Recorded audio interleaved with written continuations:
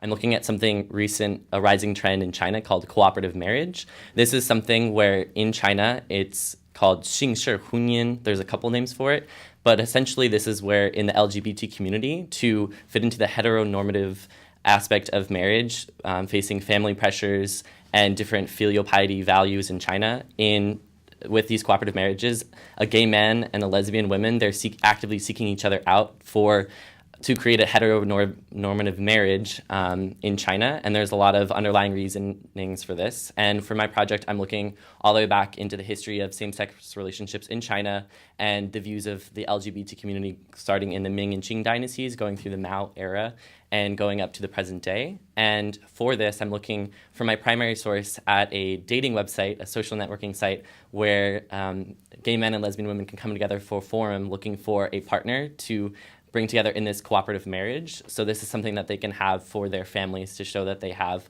a spouse of the opposite sex while at the same time maintaining a partner of the same sex. And with this, I'm also looking at secondary sources. For example, a book called Shanghai Lalas, which is an ethnographic study of lesbian women in Shanghai. And I'm also looking at other ethnographies and a lot of primary texts basically detailing the history of LGBT rights. And my question is how this cooperative marriage, this rising trend may or may not affect the LGBT movement in China, as China has no laws banning same-sex marriage.